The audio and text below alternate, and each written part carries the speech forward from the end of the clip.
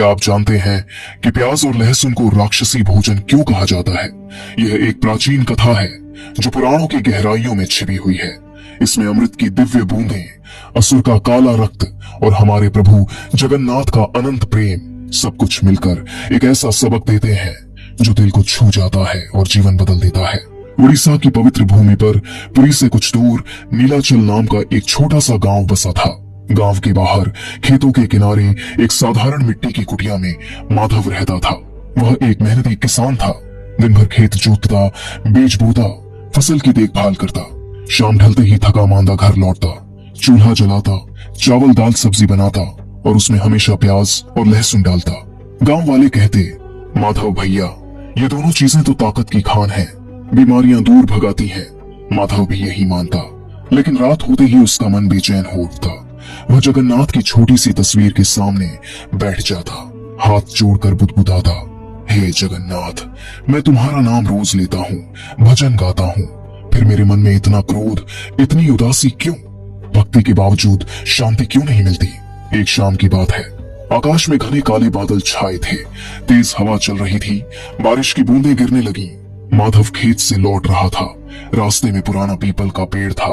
उसके नीचे एक बूढ़ा साधु बैठा था, सफेद वस्त्र पहने, लंबी जटा, हाथ में कमंडल, आंखें इतनी गहरी कि लगता था सदियों की सारी कहानियां उनमें समाई हैं। माधव ने हाथ जोड़े, बाबा, बारिश तेज हो रही है, मेरी कुटिया में चलिए, कुछ गर्म खा लीजिए, आराम कर लीजिए। साधु ने मुस्कुराकर देखा। उनकी मुस्कान में एक अजीब सी शांति थी। बेटा, मैं चलूंगा, लेकिन पहले बताओ तुम्हारे घर का भोजन कैसा है? क्या उसमें प्याज और लहसुन डाला जाता है? माधव ने कहा, हाँ बाबा, रोज डालता हूँ, बिना इनके स्वाद ही नहीं आता। साधु ने गहरी सांस ली। माधव, यही तो हर्ष है, ये राक्षसी भोजन है। इनकी जड़ें एक बहुत पुरानी कथा से जुड़ी हैं, समुद्र मंथन की कथा, और वह कथा हमारे प्रभु जगन्नाथ से सीधे जुड़ी है। अगर तुम्हारा मन तैयार है तो सुन लो। ये कथा सिर्फ सुनने की नहीं, जीने की है। माधव की आंखों में जिज्ञासा जागी। वह साधु को कुटिया में ले आया, चूल्हा जलाया, चावल दाल और सब्जी बनाई, उसमें प्याज लहसुन डालकर। साधु ने भोजन देखा और बोले, बेटा, मैं यह नहीं खाऊंगा, मुझे सिर्फ फल दे दो। माधव ने पूछा, बाबा, क्या गलती है इनमें? साधु ने कहा, गलती नहीं, रहस्य है, आओ बैठो, आज मैं तुम्हें पूरी कथा सुनाता हूँ। रात गहरा गई, बाहर झमाझम बारिश पड़ रही थी। छोटी कुटिया में एक तेल का दिया जल रहा था। उसकी रोशनी में साधु की आंखें चमक रही थीं। कथा शुरू हुई। बहुत बहुत पहले की बात है। सृष्टि अभी नई नई थी। देवता और असुर दोनों अमृतत्व की लालसा में चल रहे थे। देवता कमजोर पड़ रहे थे, असुरों की ताकत बढ़ती जा रही थी। देवराज इंद्र ने भगवान विष्णु के चरणों में सिर झुकाया। प्रभु, हमें अमृत चाहिए, वह अमृत जो हमें अमर बनाए, जो हमें असुरों के हाथों से बचाए। विष्णु ने मुस्कुराकर कहा, अमृत क्षीर सागर की सबसे गहरी तह में छिपा है, उसे निकालने के लिए समुद्र मंथन करना होगा, लेकिन अकेले देवता नहीं कर सकते, असुरों की मदद लेनी होगी। देवताओं ने असुरों से बात की। असुर राजा बलि सहमत हो गए, लेकिन शर्त रखी, अमृत मिले तो आधा हमें मिलेगा। मंथन शुरू हुआ। मंदराचल पर्वत को मथनी बनाया, वासुकी नाग को रस्सी। देवता एक तरफ खींचते, असुर दूसरी तरफ। समुद्र हिलने लगा। पहले निकला हलाहल विष, ऐसा घातक कि पूरी सृष्टि जल सकती थी। देवता घबरा गए। तब महादेव शिव आगे आए। उन्होंने विष को अपने कंठ में रोक लिया। कंठ नीला पड़ गया, इसलिए वे नीलकंठ कहलाए। मंथन जारी रहा। धीरे धीरे समुद्र से रत्न निकलने लगे। ऐरावत हाथी, कामधेनु गाय, पारिजात वृक्ष, अप्सराएं, लक्ष्मी, चंद्रमा और अंत में अमृत का स्वर्ण कलश। कलश देखते ही असुरों की आंखें लाल हो गईं। वे कलश छीनने दौड़े। देवता डर गए। तब भगवान विष्णु ने मोहिनी का रूप धारण किया, एक ऐसी स्त्री जिसकी सुंदरता देखकर असुर पत्थर हो गए। मोहिनी ने कहा, मैं अमृत बांटूंगी, लेकिन देवता और असुर अलग अलग कतार में बैठे। असुर सहमत हो गए। मोहिनी ने चालाकी से पहले देवताओं को अमृत पिलाया। असुर इंतजार करते रहे, लेकिन एक असुर था, स्वरभानु।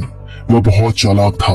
उसने देवताओं की कतार में छिपकर बैठ गया, रूप बदल लिया।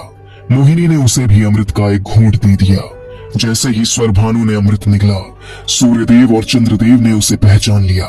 वे चिल्लाए, प्रभु, यह असुर है, स्वरभानु। विष्णु ने तुरंत अपना सुदर्शन चक्र फेंका। चक्र घूमता हुआ स्वरभानु के पास पहुंचा। एक ही वार में उसका सिर धड़ से अलग हो गया, लेकिन तब तक अमृत उसके गले तक पहुंच चुका था, इसलिए सिर अमर हो गया। वह राहु बना, धड़ अलग गिरा। वह केतु बना। आज भी राहु और केतु सूर्य और चंद्र को ग्रहण में निगलने की कोशिश करते हैं, उसी पुरानी क्रोध की आग में। लेकिन जब सिर कटा तो स्वर भानु के रक्त की कुछ बूंदें अमृत के साथ मिलकर पृथ्वी पर गिरी। वे बूंदें जहां जहां गिरी वहां से 2 पौधे उगे, एक सफेद लहसुन, दूसरा लाल प्याज। अमृत के प्रभाव से इनमें औषधीय शक्ति आई, बीमारियां दूर करने की ताकत। लेकिन असुर के रक्त से तामसिक ऊर्जा आई, क्रोध, उत्तेजना, आलस्य, तामस। इसलिए इन्हें राक्षसी भोजन कहा गया। साधु ने कथा रोककर माधव की ओर देखा। माधव, यह कथा पुराणों में लिखी है, लेकिन अब सुनो, यह हमारे प्रभु जगन्नाथ से कैसे जुड़ी है। जगन्नाथ स्वयं भगवान विष्णु हैं। वे ही मोहिनी के रूप में खड़े थे। उन्होंने देखा था कैसे असुर का रक्त अमृत से मिल गया। इसलिए पुरी के जगन्नाथ मंदिर में महाप्रसाद कभी प्याज या लहसुन से नहीं बनता। वहां सब कुछ सात्विक, शुद्ध, जो मन को शांत करे, भक्ति बढ़ाए। तामसिक भोजन मन को अशांत करता है, भक्ति में बाधा डालता है। माधव की आंखें नम हो गईं। बाबा, मैंने तो जीवन भर ये खाया, रोज इनके साथ भोजन किया, क्या मेरी भक्ति व्यर्थ गई? मन में क्रोध क्यों रहता है? साधु ने हाथ रखकर कहा, भक्ति कभी व्यर्थ नहीं जाती बेटा, लेकिन अब समय है शुद्ध होने का। जगन्नाथ का प्रेम असीम है, वे सब माफ करते हैं। पूरी चलो, वहां महाप्रसाद ग्रहण करो, देखना तुम्हारा जीवन बदल जाएगा। माधव ने उसी रात संकल्प लिया। अगली सुबह वह पैदल ही पुरी की यात्रा पर निकल पड़ा। रास्ता लंबा था, धूप जलाती, बारिश भिगाती, पैर छिलते, लेकिन मन में कथा गूंज रही थी। अमृत की बूंदें, सुदर्शन चक्र का वार, राहु केतु की बदलाखोरी और जगन्नाथ का दिव्य रूप। कई दिनों बाद वह पुरी पहुंचा। सिंहद्वार पर खड़ा होकर उसकी आंखों से आंसू बहने लगे। मंदिर में प्रवेश किया। जगन्नाथ, बलभद्र और सुभद्रा के दर्शन किए। प्रभु की बड़ी बड़ी आंखें जैसे सीधे उसके मन को देख रही हों। माधव घुटनों पर बैठ गया। हे जगन्नाथ, मैंने अनजाने में राक्षसी भोजन खाया, मन को तामस से भर दिया, माफ कर दो। अब से सात्विक जीवन जीऊंगा। उस दिन उसे महाप्रसाद मिला। चावल, दाल, विभिन्न सब्जियां, खीर, पायस, मिठाइयां, सब बिना प्याज लहसुन के। जैसे ही उसने पहला कौर लिया, मन में एक अजीब सी शांति उतर आई, जैसे अमृत ही पी रहा हो। क्रोध गायब हो गया, उदासी दूर हो गई। घर लौटकर माधव ने जीवन बदल दिया। प्याज और लहसुन पूरी तरह छोड़ दिया। भोजन सात्विक बनाया। खेत में पहले से ज्यादा मेहनत की। फसल इतनी अच्छी हुई कि कर्ज उतर गया। मन शांत रहा। रातों को नींद अच्छी आने लगी। कुछ समय बाद गांव में महामारी फैल गई। लोग बीमार पड़ने लगे। माधव ने पुरी से लाया महाप्रसाद सबको बांटा। साथ में समुद्र मंथन की कथा सुनाई।